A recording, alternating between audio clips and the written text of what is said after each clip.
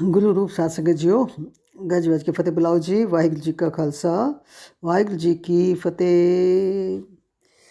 ਧੰਨ ਧੰਨ ਸਾਹਿਬ ਸ੍ਰੀ ਗੁਰੂ ਤੇਗ ਬਹਾਦਰ ਸਾਹਿਬ ਜੀ ਦੀ ਜਨਮ ਸ਼ਤਾਬਦੀ ਦੇ ਮੌਕੇ ਨੂੰ ਸਮਰਪਿਤ ਜਿਹੜਾ ਪ੍ਰੋਗਰਾਮ ਚੱਲ ਰਿਹਾ, ਉਸ ਦੇ ਅਧੀਨ ਅਸੀਂ ਗੁਰੂ ਮਹਾਰਾਜ ਦੀ ਜੀਵਨ ਯਾਤਰਾ ਦੇ ਇਤਿਹਾਸ ਨਾਲ ਸਾਂਝ ਪਾਉਣ ਦਾ ਯਤਨ ਕਰ ਰਹੇ ਹਾਂ। ਮਹਾਰਾਜ ਦਾ ਜੀਵਨ ਬਹੁਤ ਘਟਨਾ ਭਰਪੂਰ ਸੀ, ਜਿਸ ਦੇ ਬਾਰੇ ਅਸੀਂ ਅੱਗੇ ਗੱਲਬਾਤ ਕਰ ਆਏ ਹਾਂ। ਅਤੇ ਹੁਣ ਅਸੀਂ ਪਹੁੰਚੇ ਸੀ ਗੁਰੂ ਮਹਾਰਾਜ ਦੀ ਸ਼ਹੀਦੀ ਦੇ ਵਰਣਨ 'ਤੇ। ਜਦੋਂ ਗੁਰੂ ਤੇਗ ਬਹਾਦਰ ਜੀ ਮਹਾਰਾਜ ਜੀ ਦੀ ਸ਼ਹੀਦੀ ਦਾ ਅਸੀਂ ਵਰਣਨ ਪੜ੍ਹਦੇ ਹਾਂ ਜਾਂ ਸੁਣਦੇ ਹਾਂ ਇਤਿਹਾਸ ਵਿੱਚੋਂ, ਤਾਂ ਇੱਕ ਗੱਲ ਮੇਰੇ ਮਨ ਵਿੱਚ ਬਹੁਤ ਚੁਭਦੀ ਹੈ। ਬਹੁਤ ਕਈ ਵਾਰੀ ਮੈਨੂੰ ਖਿਆਲ ਆਉਂਦਾ ਹੈ ਕਿ ਅਸੀਂ ਹਿੰਦੁਸਤਾਨ ਦੇ ਲੋਕ ਕਿਤਨੇ ਹੀ ਅਕਿਰਤ ਕਾਣ ਹਾਂ ਕਿ ਗੁਰੂ ਮਹਾਰਾਜ ਨੇ ਸਾਡੇ ਧਰਮ ਦੀ ਆਜ਼ਾਦੀ ਵਾਸਤੇ ਆਪਣੀ ਸ਼ਹੀਦੀ ਦੇ ਦਿੱਤੀ, ਸਰੀਰ ਦੇ 2 ਟੁਕੜੇ ਕਰਵਾ ਲਏ, ਪਰ ਅਸੀਂ ਉਹਨਾਂ ਦੀ ਸ਼ਹੀਦੀ ਨੂੰ ਕਦੀ ਯਾਦ ਹੀ ਨਹੀਂ ਕੀਤਾ। ਗੁਰਪੁਰਬ ਮਨਾਉਣਾ ਤਾਂ ਇੱਕ ਅਲੱਗ ਗੱਲ ਹੈ, ਲੇਕਿਨ ਇਤਨੀ ਮਹਾਨ ਸ਼ਹੀਦੀ ਦਾ ਇਤਿਹਾਸ ਅੱਜ ਤੱਕ ਅਸੀਂ ਬੱਚਿਆਂ ਦੇ ਸਿਲੇਬਸ ਦੇ ਵਿੱਚ ਐਡ ਨਹੀਂ ਕਰਵਾ ਪਾਏ। ਜੇ ਬੱਚਿਆਂ ਨੂੰ ਸਕੂਲ ਦੇ ਵਿੱਚ ਇਸ ਸ਼ਹੀਦੀ ਦੇ ਬਾਰੇ ਪੜ੍ਹਾਇਆ ਜਾਂਦਾ ਅਤੇ ਸਾਡੀ ਆਉਣ ਵਾਲੀ ਪੀੜ੍ਹੀ ਨੂੰ ਇਸ ਗੱਲ ਦਾ ਪਤਾ ਹੁੰਦਾ, ਇਸ ਗੱਲ ਦਾ ਮਾਣ ਹੁੰਦਾ ਕਿ ਅੱਜ ਜੋ ਧਰਮ ਦੀ ਆਜ਼ਾਦੀ ਅਸੀਂ ਮਾਣ ਰਹੇ ਹਾਂ, ਉਸ ਕਿਸ ਦੀ ਦਾਤ ਹੈ, ਉਹ ਉਸਦੇ ਪਿੱਛੇ ਕਿਸ ਦਾ ਹੱਥ ਹੈ, ਅਤੇ ਫਿਰ ਧੰਨ ਗੁਰੂ ਤੇਗ ਬਹਾਦਰ ਜੀ ਨੂੰ ਸਾਰੇ ਯਾਦ ਵੀ ਕਰਦੇ। ਸੋ ਇਸ ਦੇ ਬਾਰੇ ਅਸੀਂ ਕਦੀ ਧਿਆਨ ਨਹੀਂ ਦਿੱਤਾ, ਔਰ ਕੋਸ਼ਿਸ਼ ਇਹੀ ਕਰਨੀ ਹੈ ਕਿ ਅਸੀਂ ਆਪਣੇ ਬੱਚਿਆਂ ਦੇ ਨਾਲ ਇਸ ਦੇ ਬਾਰੇ ਜ਼ਰੂਰ ਸਾਂਝ ਪਾਈਏ।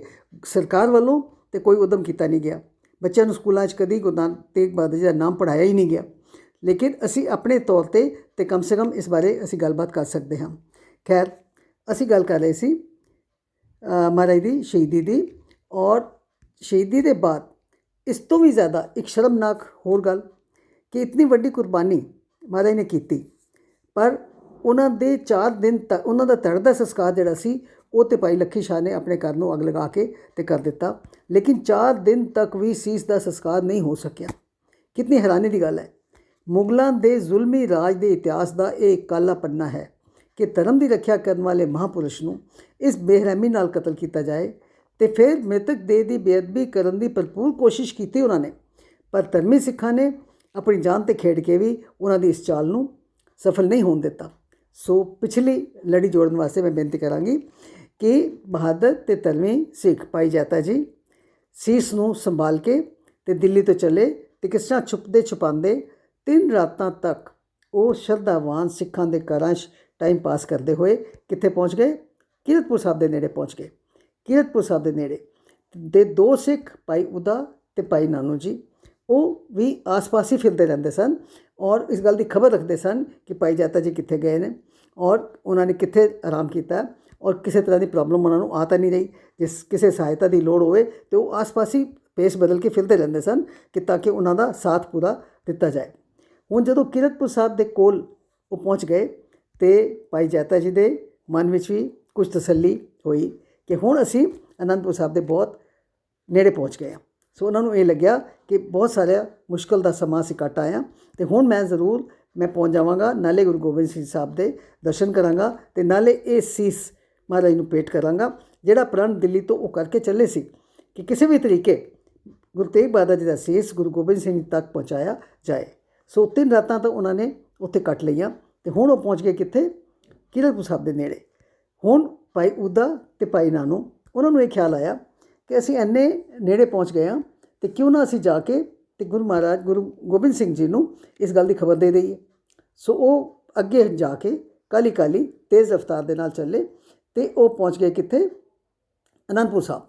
ਅਨੰਦਪੁਰ ਸਾਹਿਬ ਜਾ ਕੇ ਉਹਨਾਂ ਨੇ ਸਾਰੀ ਖਬਰ ਮਹਾਰਾਜ ਨੂੰ ਦੱਸੀ ਕਿ ਇਸ ਤਰ੍ਹਾਂ ਸ਼ਹੀਦੀ ਹੋਈ, ਔਰ ਸਾਰੀ ਸ਼ਹੀਦੀ ਦੀ ਗੱਲ ਦੱਸ ਕੇ ਫਿਰ ਨਾਲ ਇਹ ਵੀ ਦੱਸਿਆ ਕਿ ਭਾਈ ਜੈਤਾ ਜੀ ਗੁਰੂ ਮਹਾਰਾਜ ਦਾ ਸੀਸ ਲੈ ਕੇ ਦਿੱਲੀ ਤੋਂ ਚੱਲੇ ਹੋਏ ਹਨ, ਅਤੇ ਉਹ ਕੀਰਤਪੁਰ ਸਾਹਿਬ ਤੱਕ ਪਹੁੰਚ ਗਏ ਹਨ, ਔਰ ਉਹਨਾਂ ਨੇ ਆਪਣੇ ਪ੍ਰਣ ਦੇ ਮੁਤਾਬਕ ਤੁਹਾਡੇ ਕੋਲ ਹੁਣ ਪਹੁੰਚ ਜਾਣਾ ਹੈ। ਸੋ ਇਹ ਖਬਰ ਜਦੋਂ ਉੱਥੇ ਪਹੁੰਚੀ ਅਤੇ ਗੁਰੂ ਗੋਬਿੰਦ ਰਾਏ ਜੀ ਕੋਲ ਅਤੇ ਸਾਰੇ ਪਰਿਵਾਰ ਦੇ ਕੋਲ ਅਤੇ ਸੰਗਤ ਕੋਲ, ਉਹਨਾਂ ਨੂੰ ਇਹ ਲੱਗਿਆ ਕਿ ਹੁਣ ਸਾਡੇ ਕੋਲ ਹੋਰ ਇੰਤਜ਼ਾਰ ਕਰਨੀ ਬਹੁਤ ਮੁਸ਼ਕਿਲ ਹੈ, ਅਤੇ ਕਿਉਂ ਨਾ ਅਸੀਂ ਭਾਈ ਜੈਤਾ ਜੀ ਦੀ ਇੰਤਜ਼ਾਰ ਕਰਨ ਦੀ ਬਜਾਏ ਅਸੀਂ ਅੱਗੇ ਹੋ ਕੇ ਅਤੇ ਮਹਾਰਾਜ ਦੇ ਸੀਸ ਦਾ ਸਵਾਗਤ ਕਰੀਏ। ਸੋ ਉਹਨਾਂ ਨੇ ਕੀ ਸੋਚਿਆ ਕਿ ਜਦ ਤੱਕ ਭਾਈ ਜੈਤਾ ਜੀ ਅਨੰਦਪੁਰ ਸਾਹਿਬ ਪਹੁੰਚਦੇ ਨੇ, ਅਸੀਂ ਅਨੰਦਪੁਰ ਸਾਹਿਬ ਤੋਂ ਵਾਪਸ ਕੀਰਤਪੁਰ ਸਾਹਿਬ ਵਾਲੇ ਪਾਸੇ ਚੱਲ ਪੈਂਦੇ ਹਾਂ। ताकि ਅਸੀਂ ਉੱਥੇ ਜਾ ਕੇ ਤੇ ਗੁਰੂ ਮਹਾਰਾਜ ਦੇ ਸੀਸ ਦੇ ਦਰਸ਼ਨ ਕਰ ਲਾਂਗੇ। ਅੱਗੋਂ ਦੀ ਜਾ ਕੇ ਅਸੀਂ ਉਹਨਾਂ ਦੇ ਸੀਸ ਦਾ ਜਿਹੜਾ ਹੈ ਉਹ ਸਵਾਗਤ ਕਰਾਂਗੇ। ਸੋ ਉੱਥੇ ਸੰਗਤ ਨਾਲ ਜੁੜਦੀ ਗਈ। ਜੋ ਅਨੰਦਪੁਰ ਸਾਹਿਬ ਤੋਂ ਚੱਲੇ ਤੇ ਸੰਗਤ ਨੂੰ ਜਿਉਂ-ਜਿਉਂ ਪਤਾ ਲੱਗਿਆ ਤੇ ਸੰਗਤ ਨਾਲ ਜੁੜਦੀ ਗਈ ਤੇ ਉਹ ਹੌਲੀ-ਹੌਲੀ ਕੀਰਤਪੁਰ ਸਾਹਿਬ ਦੇ ਨੇੜੇ ਉਹ ਪਹੁੰਚਣ ਲੱਗ ਪਏ। ਪਰਿਵਾਰ ਦੇ ਵਿੱਚੋਂ ਉਸ ਵਕਤ ਗੁਰੂ ਗੋਬਿੰਦ ਰਾਏ ਜੀ ਅਜੇ ਗੁਰੂ ਗੋਬਿੰਦ ਸਿੰਘ ਨਹੀਂ ਬਣੇ ਸਨ। ਗੁਰੂ ਗੋਬਿੰਦ ਸਿੰਘ ਤੋਂ ਬਾਅਦ ਵਿੱਚ ਵਿਸਾਖੀ ਨੂੰ ਅੰਮ੍ਰਿਤ ਛਕਾਉਣ ਤੋਂ ਬਾਅਦ ਉਹਨਾਂ ਦਾ ਨਾਮ ਜਿਹੜਾ ਗੋਬਿੰਦ ਸਿੰਘ ਹੋਇਆ ਸੀ, ਲੇਕਿਨ ਅਜੇ ਉਹਨਾਂ ਦਾ ਨਾਮ ਕੀ ਸੀ? ਗੋਬਿੰਦ ਰਾਏ। ਹੁਣ ਕੌਣ ਕੌਣ ਜਾ ਰਹੇ ਸੀ? ਗੋਬਿੰਦ ਰਾਏ ਜੀ ਆਪ ਸਨ। ਉਮਰ ਕਿੰਨੀ ਹੈ? 9 ਸਾਲ। 9 ਸਾਲ ਦਾ ਬੱਚਾ, ਇਹ ਸੋਚੋ, ਉਹ 9 ਸਾਲ ਦਾ ਬੱਚਾ। ਪਹਿਲੇ ਖਬਰ ਕਿਹੜੀ ਮਿਲੀ? ਸ਼ਹੀਦੀ ਦੀ। ਦੂਸਰੀ ਗੱਲ, ਕਿੰਨਾ ਵੱਡਾ ਇਮਤਿਹਾਨ ਕਿ ਉਹਨਾਂ ਨੂੰ ਦਰਸ਼ਨ ਕਿਸ ਦੇ ਹੋਣਗੇ? ਆਪਣੇ ਪਿਤਾ ਜੀ ਦੇ ਸਰੀਰ ਦੇ ਵੀ ਨਹੀਂ, ਸਰੀਰ ਦੇ ਇੱਕ ਟੁਕੜੇ ਦੇ, ਸਿਰਫ ਸੀਸ ਦੇ। ਸੋ ਇਹ ਬੱਚੇ ਦੇ ਮਨ ਦੇ ਉੱਤੇ ਕੀ ਬੀਤਿਆ ਹੋਏਗਾ ਜਾਂ ਪਰਿਵਾਰ ਦੇ ਮਨ 'ਤੇ ਕੀ ਬੀਤੀ ਹੋਏਗੀ, ਉਹਦਾ ਕਦੀ ਅਸੀਂ ਅੰਦਾਜ਼ਾ ਲਗਾ ਹੀ ਨਹੀਂ ਸਕਦੇ। ਹੁਣ ਪਰਿਵਾਰ ਵਿੱਚੋਂ ਨਾਲ ਹੋਰ ਕੌਣ ਸੀ? ਗੁਰੂ ਤੇਗ ਬਹਾਦਰ ਜੀ ਦੇ ਮਾਤਾ ਜੀ ਸਨ, ਮਾਤਾ ਨਾਨਕੀ ਜੀ। ਗੁਰੂ ਤੇਗ ਬਹਾਦਰ ਜੀ ਦੇ ਮਾਤਾ ਜੀ ਸਨ, ਮਾਤਾ ਨਾਨਕੀ ਜੀ। ਗੁਰੂ ਤੇਗ ਬਹਾਦਰ ਜੀ ਦੀ ਪਤਨੀ ਅਤੇ ਗੁਰੂ ਗੋਬਿੰਦ ਸਿੰਘ ਦੀ ਮਾਤਾ ਕੌਣ ਸੀ? ਮਾਤਾ ਗੁਜਰੀ ਜੀ। ਅਤੇ ਸੰਗਤ ਬਹੁਤ ਸਾਰੀ ਨਾਲ ਹੌਲੀ ਹੌਲੀ ਜੁੜਨੀ ਸ਼ੁਰੂ ਹੋ ਗਈ। ਸੋ ਗੁਰੂ ਗੋਬਿੰਦ ਸਿੰਘ, ਸਾਰੀ ਸੰਗਤ ਦੇ ਅੱਖਾਂ ਤਾਂ ਨਮ ਸਨ, ਮਨ ਵੈਰਾਗ ਨਾਲ ਭਰਿਆ ਹੋਇਆ ਸੀ ਅਤੇ ਉਹਦੇ ਨਾਲ ਸਾਰਾ ਪਰਿਵਾਰ ਜੀ ਵੀ ਜਿਹੜਾ ਉਹ ਵੀ ਨਾਲ ਚੱਲ ਰਿਹਾ ਸੀ। ਉਹਨਾਂ ਦੇ ਗੁਰੂ ਗੋਬਿੰਦ ਸਿੰਘ ਜੀ ਦੇ ਤਾਇਆ ਜੀ ਦਾ ਪਰਿਵਾਰ, ਉਹ ਨਾਲ ਤਾਇਆ ਜੀ ਜਿਹੜੇ ਸਨ ਸੂਰਜਮਲ, ਉਹਨਾਂ ਦਾ ਪਰਿਵਾਰ ਵੀ ਨਾਲ ਚੱਲ ਰਿਹਾ ਸੀ। ਸਭ ਦੇ ਚਿਹਰੇ ਉਦਾਸ, ਅੱਖਾਂ ਵਿੱਚ ਆਂਸੂ। ਅਤੇ ਹੌਲੀ ਹੌਲੀ ਚਲਦੇ ਚਲਦੇ ਗੁਰਬਾਣੀ ਆਫਕੋਰਸ ਉਹ ਪੜ੍ਹ ਰਹੇ ਸਨ, ਪਾਠ ਵੀ ਕਰ ਰਹੇ ਸਨ। ਮਨ ਨੂੰ ਸ਼ਾਂਤੀ ਤੇ ਤਾਂ ਹੀ ਆਏਗੀ। ਮਨ ਨੂੰ ਟਿਕਾਣਾ ਗੁਰਬਾਣੀ ਤੋਂ ਬਿਨਾਂ ਤਾਂ ਬਹੁਤ ਮੁਸ਼ਕਿਲ ਹੈ। ਸੋ ਇਹੋ ਜਿਹੇ ਇਤਨੇ ਉਦਾਸ ਸਮੇਂ ਨੂੰ ਕੱਟਣਾ ਗੁਰਬਾਣੀ ਤੋਂ ਬਿਨਾਂ ਬਹੁਤ ਮੁਸ਼ਕਿਲ ਹੈ। ਸੋ ਬਾਣੀ ਪੜ੍ਹਦੇ, ਪਾਠ ਕਰਦੇ ਇਹ ਸਾਰੇ ਲੋਕ ਜਿਹੜੇ ਸਨ ਇਹ ਅਨੰਦਪੁਰ ਸਾਹਿਬ ਤੋਂ ਚੱਲੇ ਅਤੇ ਆਖਿਰ ਕਿੱਥੇ ਪਹੁੰਚ ਗਏ? ਆਖਿਰ ਪਹੁੰਚ ਗਏ ਕੀਰਤਪੁਰ ਸਾਹਿਬ।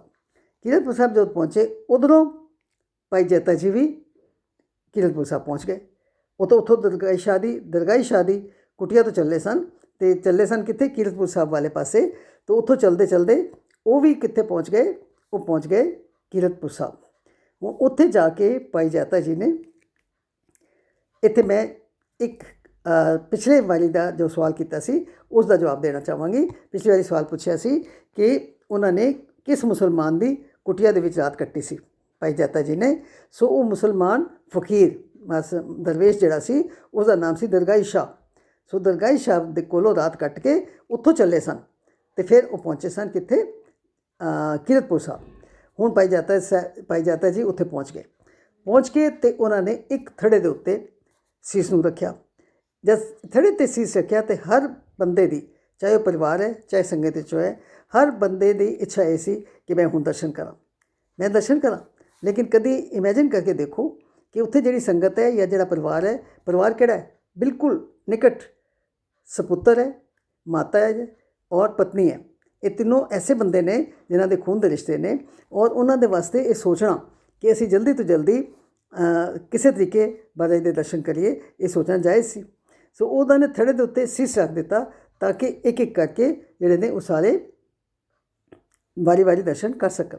ਹੁਣ ਇੱਥੇ 1 ਮਿੰਟ ਰੁਕ ਕੇ ਅਤੇ ਮੈਂ ਅੱਜ ਦਾ ਸਵਾਲ ਪੁੱਛਣਾ ਚਾਹਾਂਗੀ ਕਿ ਕੀਰਤਪੁਰ ਸਾਹਿਬ ਦੇ ਵਿੱਚ ਭਾਈ ਜੈਤਾ ਜੀ ਨੇ ਜਾ ਕੇ ਜਿੱਥੇ ਇੱਕ ਥੜੇ 'ਤੇ ਸੀਸ ਰੱਖਿਆ, ਜਿੱਥੇ ਕਿ ਉਹਨਾਂ ਨੂੰ ਪਤਾ ਲੱਗ ਗਿਆ ਸੀ, ਦੂਰ ਨਜ਼ਰ ਆ ਰਿਹਾ ਸੀ ਕਿ ਸੰਗਤ ਆ ਗਈ ਹੈ, ਉਹ ਸੰਗਤ ਦਰਸ਼ਨ ਕਰੇਗੀ। ਸੋ ਇੱਕ ਥੜੇ ਦੇ ਉੱਤੇ ਉਹਨਾਂ ਨੇ ਸੀਸ ਨੂੰ ਰੱਖਿਆ। ਉਸ ਥੜੇ ਦੇ ਉੱਤੇ ਅੱਜ ਇੱਕ ਬਹੁਤ ਆਲੀਸ਼ਾਨ ਗੁਰਦੁਆਰਾ ਜਿਹੜਾ ਉਹ ਉੱਥੇ ਉਸ ਥੜੇ ਦੇ ਉੱਤੇ ਬਣਾਇਆ ਗਿਆ। ਉਸ ਥੜੇ 'ਤੇ ਬਹੁਤ ਵੱਡਾ ਗੁਰਦੁਆਰਾ ਹੈ ਕੀਰਤਪੁਰ ਸਾਹਿਬ ਦੇ ਵਿੱਚ, ਉਸ ਜਗ੍ਹਾ ਦੇ ਉੱਤੇ ਜਿੱਥੇ ਭਾਈ ਜੈਤਾ ਜੀ ਨੇ ਜਾ ਕੇ ਉਸ ਸੀਸ ਨੂੰ ਰੱਖਿਆ ਸੀ। ਸੋ ਕਿਰਪਾ ਕਰਕੇ ਉਸ ਗੁਰਦੁਆਰੇ ਦਾ ਨਾਮ ਦੱਸੋ। ਬੜਾ ਮਸ਼ਹੂਰ ਹੈ, ਬੜੀ ਵਾਰੀ ਤੁਸੀਂ ਨਾਮ ਸੁਣਿਆ ਹੋਏਗਾ, ਜਿੱਥੇ ਜਾ ਕੇ ਭਾਈ ਜੈਤਾ ਜੀ ਨੇ ਸੀਸ ਰੱਖਿਆ ਸੀ ਔਰ ਸੰਗਤ ਨੇ ਉੱਥੇ ਦਰਸ਼ਨ ਕੀਤੇ ਸਨ। ਉਸ ਥੜੇ ਵਾਲੀ ਜਗ੍ਹਾ 'ਤੇ ਬਾਅਦ ਵਿੱਚ ਜਿਹੜਾ ਗੁਰਦੁਆਰਾ ਬਣਾਇਆ ਗਿਆ, ਉਸ ਗੁਰਦੁਆਰੇ ਦਾ ਨਾਮ ਤੁਸੀਂ ਦੱਸਣਾ ਹੈ। ਅੱਗੇ ਚਲੀਏ। ਸੋ ਹੁਣ ਕੀ ਸੀ ਕਿ ਸੰਗਤ ਉੱਥੇ ਇਕੱਠੀ ਹੋ ਗਈ, ਪਰਿਵਾਰ ਵੀ ਸਾਰਾ ਇਕੱਠਾ ਹੋ ਗਿਆ। ਹੁਣ ਹਰ ਇੱਕ ਦਾ ਦਿਲ ਕਰਦਾ ਸੀ ਕਿ ਕਦੋਂ ਉੱਪਰੋਂ ਚਾਦਰ ਹਟਾਈ ਜਾਏ ਅਤੇ ਸਾਨੂੰ ਦਰਸ਼ਨ ਕਰਾਏ ਜਾਣ।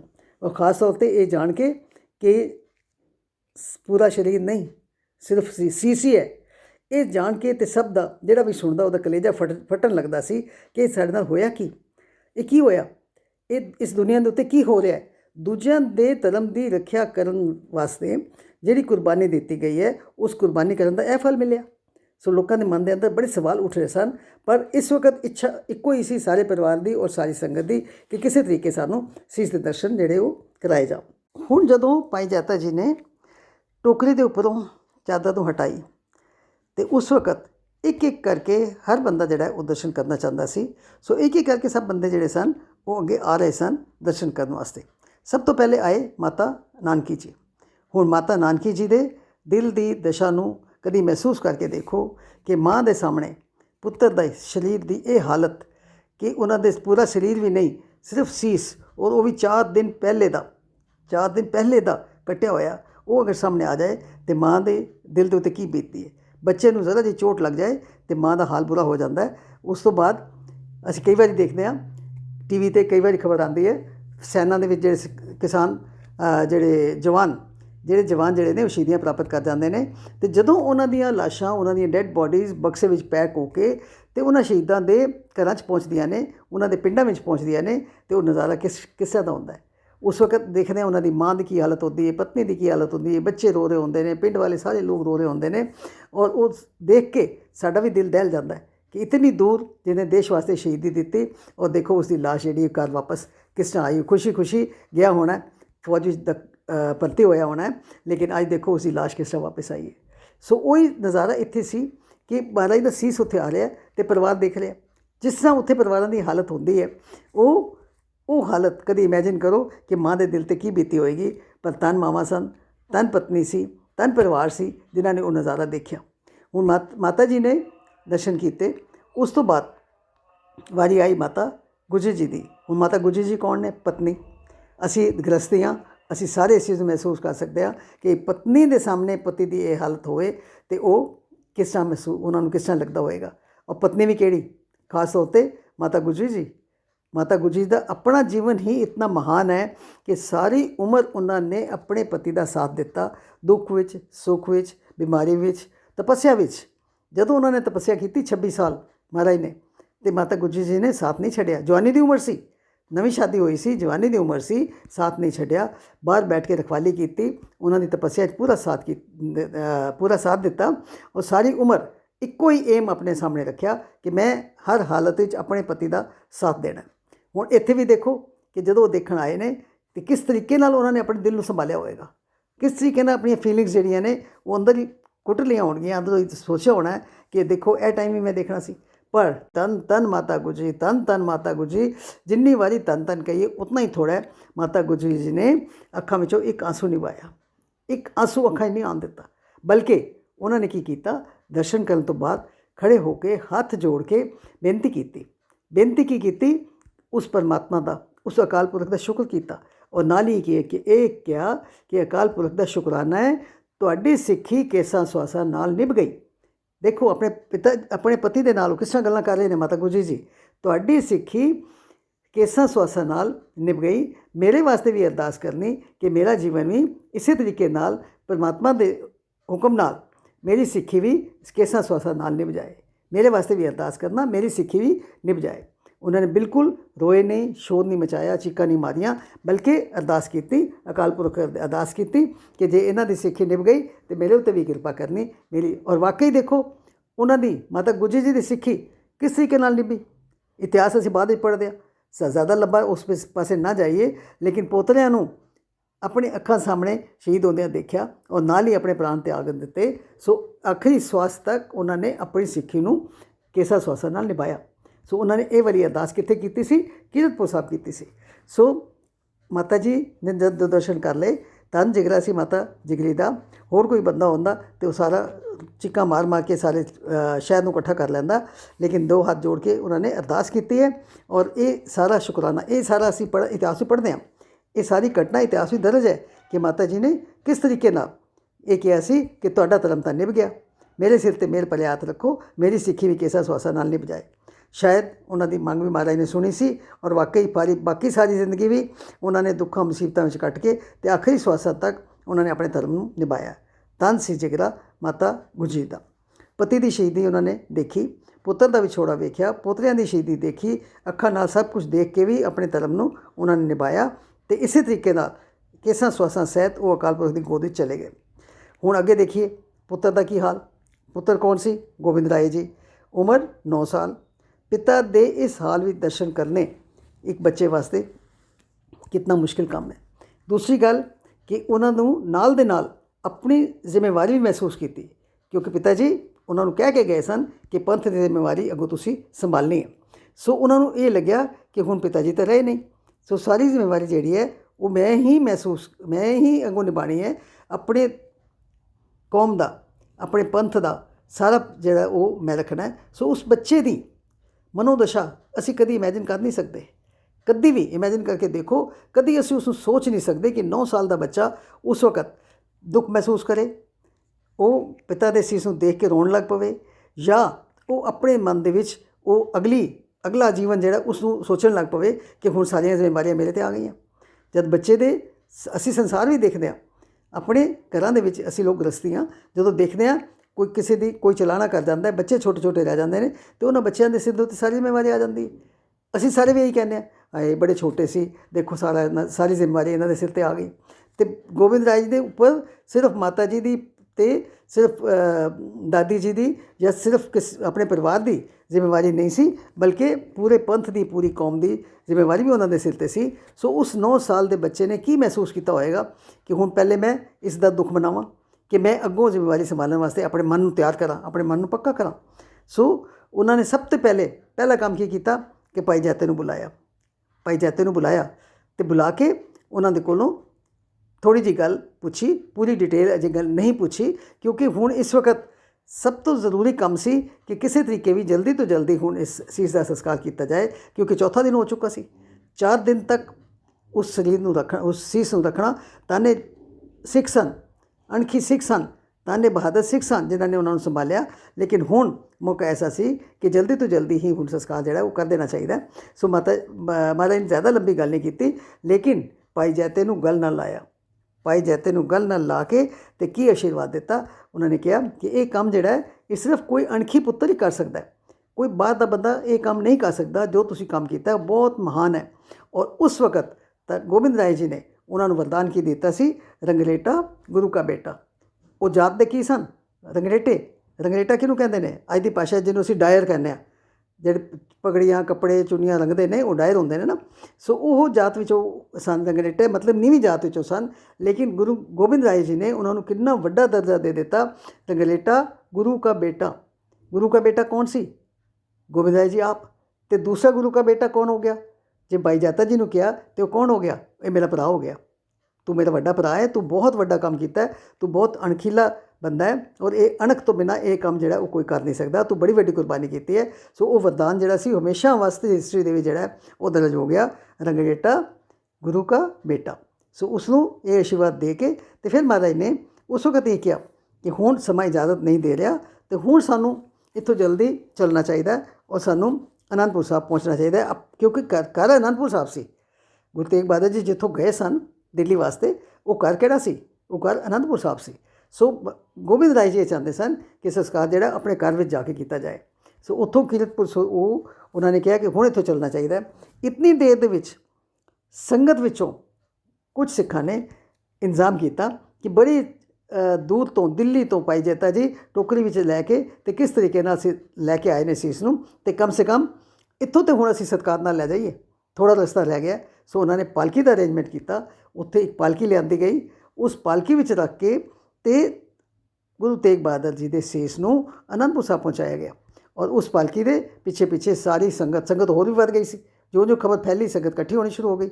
ਸੋ ਸੰਗਤ ਜਿਹੜੀ ਸੀ ਉਹ ਸ਼ਬਦ ਕੀਰਤਨ ਕਰਦੀ ਜਾ ਰਹੀ ਸੀ। ਇੱਕ ਤਰ੍ਹਾਂ ਦਾ ਉਹ ਕੀ ਸੀ, ਉਹ ਨਗਰ ਕੀਰਤਨ ਦਾ ਜੋ ਸੀਨ ਹੁੰਦਾ ਉਹੀ ਸੀਨ ਸੀ। ਪਾਲਕੀ ਵਿੱਚ ਮਹਾਰਾਜ ਦਾ ਸੀਸ ਸੀ, ਨਾਲ ਨਾਲ ਸੰਗਤ ਜਿਹੜੀ ਹੈ ਗੁਰਬਾਣੀ ਪੜ੍ਹਦੀ ਹੋਈ ਜਾ ਰਹੀ ਸੀ। ਔਰ ਹੌਲੀ ਹੌਲੀ ਜਾ ਕੇ ਉਹ ਆਖਰ ਕਿੱਥੇ ਪਹੁੰਚੇ?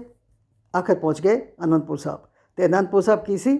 ਉਹਨਾਂ ਦਾ ਘਰ ਸੀ ਗੁਰੂ ਤੇਗ ਬਹਾਦਰ ਜੀ ਦਾ, ਜਿੱਥੋਂ ਉਹ ਗਏ ਸਨ ਦਿੱਲੀ ਬ੍ਰਾਹਮਣਾਂ ਦੇ ਕਹਿਣ 'ਤੇ ਗੱਲ ਔਰੰਗਜ਼ੇਬ ਦੇ ਕੋਲ ਪੇਸ਼ ਹੋਣ ਵਾਸਤੇ। ਇੱਥੋਂ ਚੱਲੇ ਸਨ। ਉਹ ਘਰ ਕਿਹੜਾ ਸੀ? ਉਹ ਅਨੰਦਪੁਰ ਸਾਹਿਬ ਸੀ। ਸੋ ਉੱਥੇ ਜਦੋਂ ਪਹੁੰਚੇ ਅਤੇ ਫਿਰ ਗੁਰੂ ਗੋਬਿੰਦ ਸਿੰਘ ਜੀ ਨੇ ਕਿਹਾ ਕਿ ਹੁਣ ਸਾਨੂੰ ਸੰਸਕਾਰ ਦਾ ਜਿਹੜਾ ਉਹ ਇੰਤਜ਼ਾਮ ਕਰਨਾ ਚਾਹੀਦਾ। ਸੋ ਉੱਥੇ ਇੰਤਜ਼ਾਮ ਕੀਤਾ ਗਿਆ। ਉੱਥੇ ਕਿਸ ਤਰੀਕੇ ਨਾਲ ਸੰਸਕਾਰ ਕੀਤਾ ਗਿਆ, ਕਿਹੜੀ ਜਗ੍ਹਾ 'ਤੇ ਸੰਸਕਾਰ ਕੀਤਾ ਗਿਆ, ਔਰ ਉਸ ਵਕਤ ਉਸ ਸੰਸਕਾਰ ਦਾ ਨਜ਼ਾਰਾ ਕੀ ਸੀ। ਸੋ ਇਸ ਦੀ ਗੱਲਬਾਤ ਜਿਹੜੀ ਅਸੀਂ ਕਰਨੀ ਹੈ ਉਹ ਅਸੀਂ ਅਗਲੀ ਵਾਰੀ ਕਰਾਂਗੇ ਕਿ ਗੁਰੂ ਤੇਗ ਬਹਾਦਰ ਜੀ ਦਾ ਸੀਸ ਦਾ ਸੰਸਕਾਰ ਕਿੱਥੇ ਹੋਇਆ। ਉੱਥੇ ਜਾ ਕੇ ਫਿਰ ਇਸ ਸੀਸ ਦੀ ਯਾਤਰਾ ਖਤਮ ਹੁੰਦੀ ਹੈ ਜਿਹੜੀ ਅਸੀਂ ਸ਼ੁਰੂ ਕੀਤੀ ਸੀ ਕਿ ਮਹਾਰਾਜ ਦੀ ਸੀਸ ਦੀ ਯਾਤਰਾ ਬਹੁਤ ਲੰਬੀ ਹੈ। ਉਦੋਂ ਵੀ ਮੈਂ ਬੇਨਤੀ ਕੀਤੀ ਸੀ ਕਿ ਮਹਾਰਾਜ ਦੇ ਧੜ ਦਾ ਤਾਂ ਇੱਥੇ ਹੀ ਸੰਭਾਲਿਆ ਗਿਆ ਦਿੱਲੀ ਵਿੱਚ, ਲੇਕਿਨ ਸੀਸ ਦੀ ਯਾਤਰਾ ਬਹੁਤ ਲੰਬੀ ਸੀ। ਸੋ ਕਿਤਨੀ ਲੰਬੀ ਯਾਤਰਾ ਦਾ ਵਰਣਨ ਅਸੀਂ ਪਿਛਲੇ ਕਈ ਦਿਨਾਂ ਤੋਂ ਕਰਦੇ ਚਲੇ ਆ ਰਹੇ ਹਾਂ ਔਰ ਉਹ ਯਾਤਰਾ ਹੁਣ ਸਮਾਪਤ ਹੁੰਦੀ ਹੈ ਜਾ ਕੇ ਕਿੱਥੇ, ਅਨੰਦਪੁਰ ਸਾਹਿਬ। ਅਤੇ ਸੰਸਕਾਰ ਜਦੋਂ ਕੀਤਾ ਗਿਆ ਉਸ ਵਕਤ ਸੰਗਤ ਦਾ ਕੀ ਨਜ਼ਾਰਾ ਸੀ ਔਰ ਉਸ ਵਕਤ ਅੱਗੋਂ ਦੀ ਕੀ ਪਲੈਨਿੰਗ ਕੀਤੀ ਗਈ, ਇਹ ਸਾਰੀ ਗੱਲ ਜਿਹੜੀ ਸੀ, ਇਹ ਜੋ ਵੀ ਹੈ ਇਤਿਹਾਸ ਜੋ ਕੁਝ ਸਾਨੂੰ ਦੱਸਦਾ ਹੈ, ਅਸੀਂ ਕੋਸ਼ਿਸ਼ ਕਰਾਂਗੇ ਕਿ ਉਸ ਨਜ਼ਾਰੇ ਨੂੰ ਦੇਖੀਏ ਔਰ ਉੱਥੇ ਜਾ ਕੇ ਸੰਸਕਾਰ ਕਿਸ ਤਰੀਕੇ ਨਾਲ ਕੀਤਾ ਗਿਆ। ਸੋ ਇਹ ਸਾਰੀ ਗੱਲਬਾਤ ਜਿਹੜੀ ਹੈ ਇਹ ਅਗਲੀ ਵਾਰੀ ਕੀਤੀ ਜਾਏਗੀ। ਸੋ ਅੱਜ ਦਾ ਪ੍ਰੋਗਰਾਮ ਇੱਥੇ ਹੀ ਸਮਾਪਤ ਹੈ ਜੀ। ਭੁੱਲਾਂ ਗਲਤੀਆਂ ਦੀ ਖਿਮਾ ਕਰਨਾ ਜੀ। ਵਾਹਿਗੁਰੂ ਜੀ ਕਾ ਖਾਲਸਾ, ਵਾਹਿਗੁਰੂ ਜੀ ਕੀ ਫਤਿਹ।